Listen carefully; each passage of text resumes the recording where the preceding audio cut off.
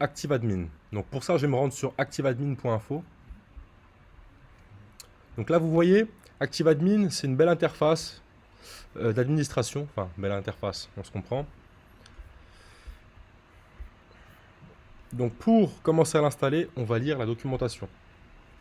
Donc ici, ce qu'on me dit, c'est qu'en gros, ActiveAdmin a été réalisé comme une gemme Ruby. Donc la gemme doit être installée à l'intérieur d'une application Ruby on Rails de manière classique. Donc ce qu'on va faire, c'est qu'on va aller dans le gem file et on va écrire gem ActiveAdmin. Donc gem file. Et là, je viens ajouter. Ah oui, putain. Je mets device aussi. Je suis sur une nouvelle application là, donc j'ai pas encore device, mais je vais le mettre là. Gem ActiveAdmin. Donc qu'est-ce qu'on fait une fois qu'on ajoute une gemme au gem file? Bundle install pour installer une gemme. Je ne l'invente pas, c'est écrit sur la documentation de ActiveAdmin, d'accord? Donc une fois que vous avez mis à jour votre bundle, on vous demande d'installer ActiveAdmin. Donc pour ça, on tape la commande raise generate ActiveAdmin .install. Donc raise generate ActiveAdmin .install.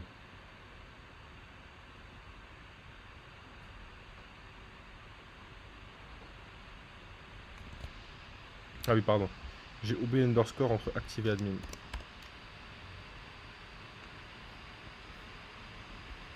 Voilà, donc là, ça me met les mêmes... Comme moi, j'avais pas device d'installer, ça me dit les mêmes trucs que pour device.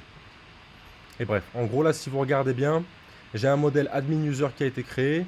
On a créé une route pour admin user. Et là, vous regardez bien, j'ai un fichier de migration. Mais j'ai pas qu'un fichier de migration, j'ai aussi quelque chose qui a été ajouté à mon fichier dbseeds.rb. Je vais vous expliquer ça juste après. Donc là, si je vais dans mon modèle admin user, j'ai bien un modèle admin user qui a device installé. Et là, regardez bien, j'ai un nouveau dossier qui existe maintenant. Il s'appelle admin.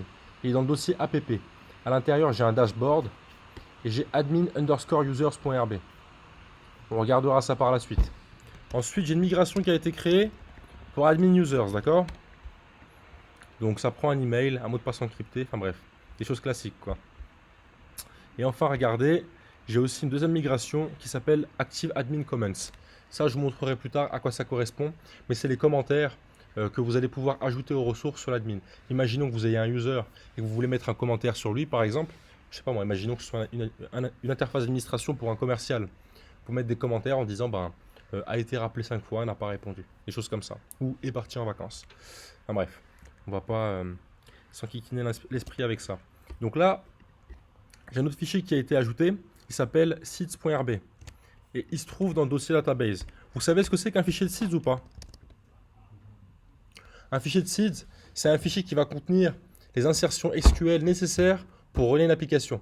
Donc imaginons que vous ayez une application en développement et que vous souhaitiez faire travailler un autre développeur.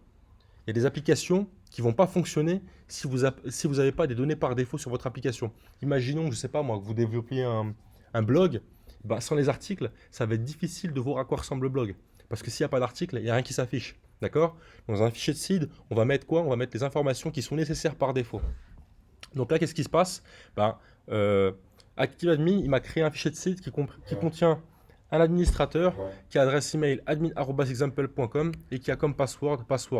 Et cet admin user ne se crée que si on est en environnement de développement. En environnement de production, on n'a pas envie de pouvoir créer ça. D'accord? Donc là, qu'est-ce que je fais? J'ai une nouvelle migration. Qu'est-ce qu'on fait quand on a une nouvelle migration?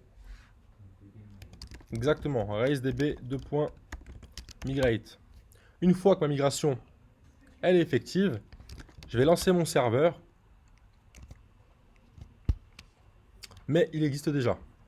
Donc là, je vais le kill, celui qui est déjà ouvert, et je vais le relancer.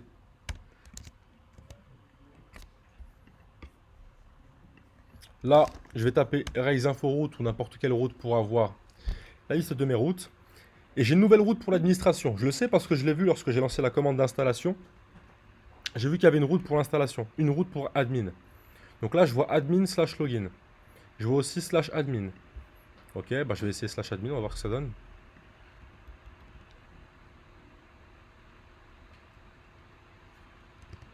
On verra ça plus tard. Hmm, ok. Là j'ai un conflit là. Pourquoi j'ai un conflit? J'ai un conflit avec ActiveAdmin qui est venu mettre son activeadmin.js.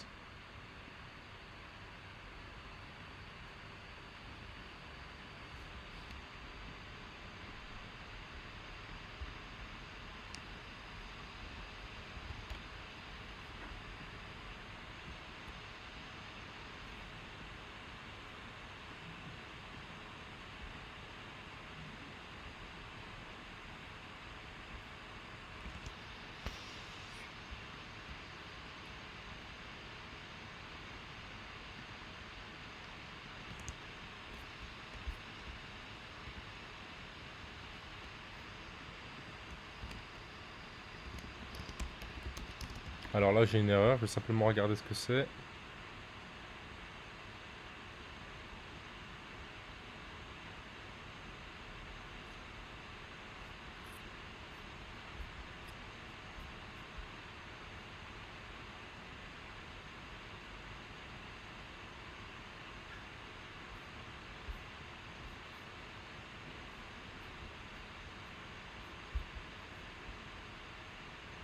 Ok. Simplement rajouter cette gemme là, d'accord? Si vous avez meilleur que moi, il faut simplement que vous ajoutiez la gemme que moi je vais ajouter au gem file là. C'est ActiveAdmin qui en a besoin, ok? Donc la gemme c'est... Je vous, je vous la mets sur le Discord.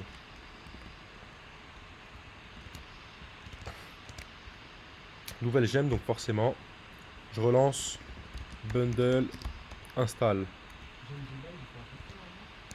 Pour ActiveAdmin, tu en as besoin. Parce qu'en gros, ActiveAdmin se base sur l'authentification de device. Donc là, je réactualise, ça ne fonctionne pas. Je vais kill mon serveur et le relancer, ça devrait fonctionner.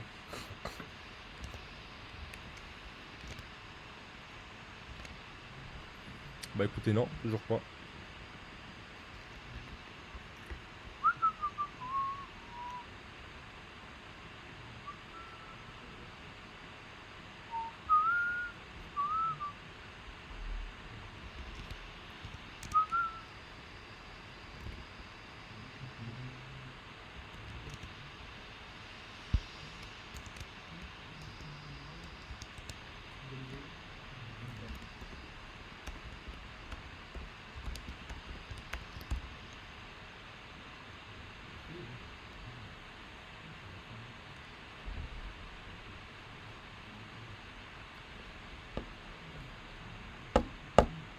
Vous avez eu la même erreur que moi, vous ou pas?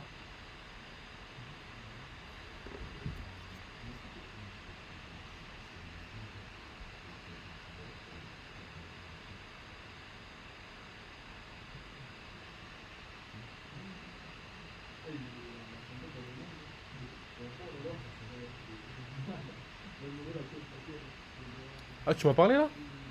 J'ai pas entendu, excuse-moi. Là, l'erreur que j'ai eue sur le navigateur, là, Sask Raise. Ok.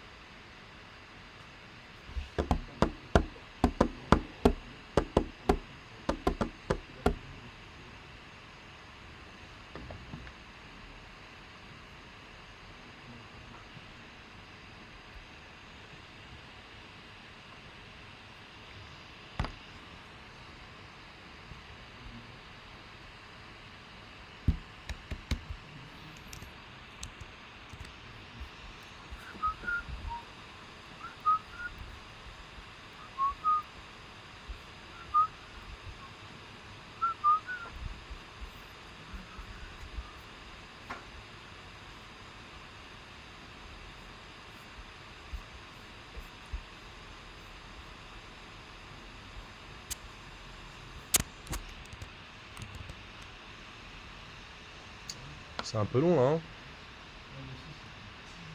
Ouais, bundle install, il a du mal. Ah, c'est bon. On est pareil.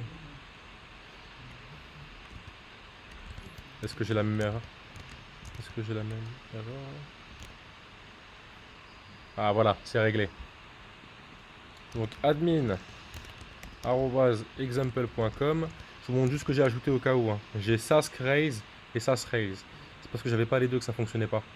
Et du coup, je pouvais pas lire les fichiers SCSS. Et comme vous pouvez le voir, activeadmin.scss, le fichier qui s'est ajouté à mes styles, bah, c'est un fichier .scss. Admin@example.com. Ah non, là, je vais pas pouvoir me connecter. Là, je vais vous montrer du coup comment est-ce qu'on fait pour rendre mon fichier de seed effectif. RaiseDB 2.seed. Ça va me permettre d'exécuter ce que j'ai dans mon fichier de seed. Ok? En gros, là, ce qui se passe, c'est qu'il va lire mon fichier de seed qui est ici. Et il va créer du coup admin@example.com avec le mot de passe password. Rien ne vous empêche de changer ça par des vrais identifiants, mais bon, c'est un environnement de développement, donc peut-être pas nécessaire. Donc là, je m'enregistre. Et là, j'ai bien l'interface d'administration. Et regardez ce que j'ai. Tous mes admin users, ils sont ici. Je peux même en créer de nouveaux là. Ok?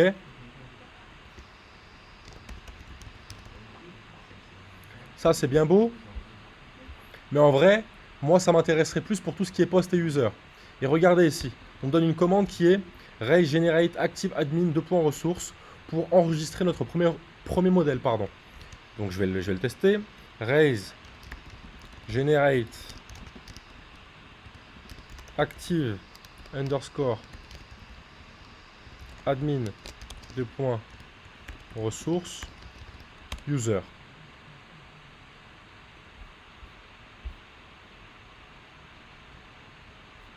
Ah bah non, Ah, j'ai pas encore créé d'user sur cette table là, donc je vais le faire pour les posts. Je l'ai fait pour les posts, mais vous faites-le pour tweet et pour user. Regardez, je crée une ressource pour les posts là. Et là, j'ai directement une interface d'administration avec tous les posts. Et j'ai des filtres sur le côté que je peux modifier. Vous voyez? Je peux les filtrer, je peux les trier par name, par content, par created at. Je peux faire un export CSV, un export XML, un export JSON. J'ai tout ça. Ça nous a pris 5 minutes. Je peux créer un nouveau post.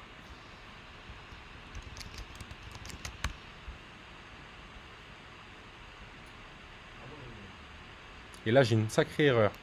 Vous savez ce qu'a me dit cette erreur-là? Qu'en gros, le paramètre n'est pas permis. Ça revient à ce qu'on avait sur les contrôleurs. Vous vous rappelez ou pas de ce dont je vous avais parlé?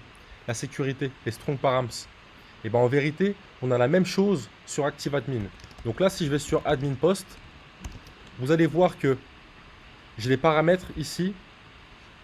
J'ai un permis de params ici qui est commenté. Si je veux pouvoir enregistrer un post avec les paramètres name et content, et ben je permets uniquement name et content. Si je veux que ce soit uniquement name, je mets juste name, d'accord? Donc là, j'enregistre, je reviens en arrière, j'enregistre et j'ai bien un post qui est créé. Et là, si je reviens à ma liste de posts, bah, j'ai bien mon post. Je peux faire pareil pour les users. Ok? Donc là, je vais rapidement rattraper le retard que j'ai perdu, enfin le retard que j'ai pris. Donc je crée mon modèle user.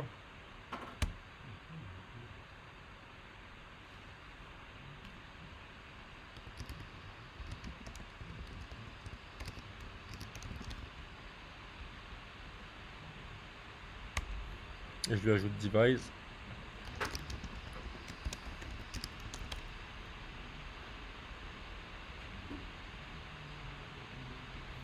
Et je crée une page active admin pour mes users. Comme j'ai fait une nouvelle application, là, il y a des trucs que j'ai que vous n'avez pas.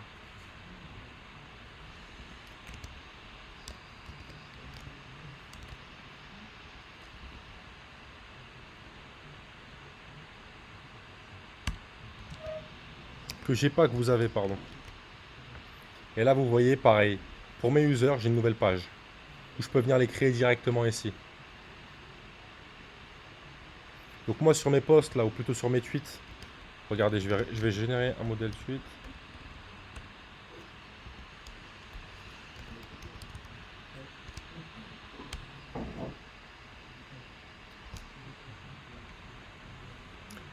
Là, je vais générer une page Active Admin pour mes tweets. Et depuis Active Admin, je vais pouvoir les gérer. Ah, attendez.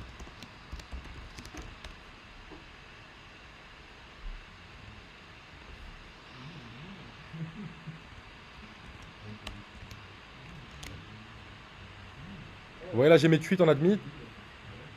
Et je peux les créer directement ici. Et définir un user par défaut et mettre un contenu. Là, si je fais ça et que j'enregistre, bah, ça ne fonctionne pas parce que il faut à nouveau que je remette les permis de params. Ok. Donc là, je vais dans admin tweet et je permets content et user ID. Et là, pareil, je vais avoir une erreur parce que j'ai pas encore de user en base de données. Ok. Vous voyez, must exist. J'en ai pas, donc je peux pas en définir. Donc là, je vais simplement aller sur mon application et je vais créer un user en me connectant. Donc là, j'invente rien, c'est ce qu'on a fait tout à l'heure. Hein. Je ne vais pas le répéter deux fois, donc je le fais en deux spi. Before action, tac, authenticate user pour me forcer à me connecter. Et là, j'apparais sur la page de connexion.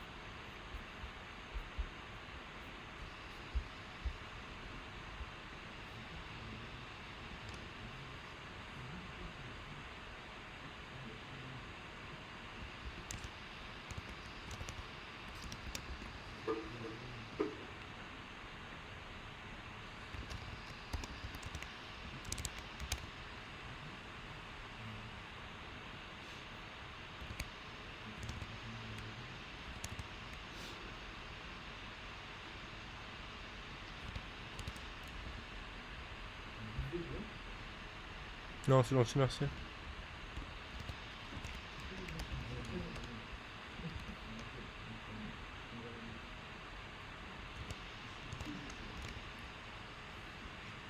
Là, je me connecte.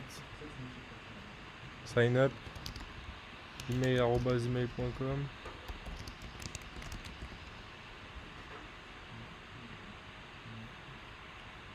Enfin bref.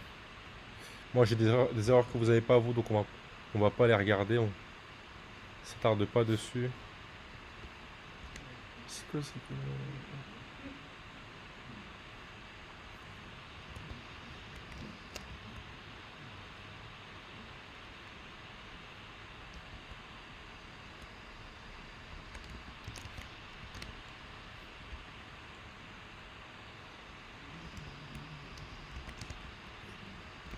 Enfin bref, je pense que vous avez compris la logique.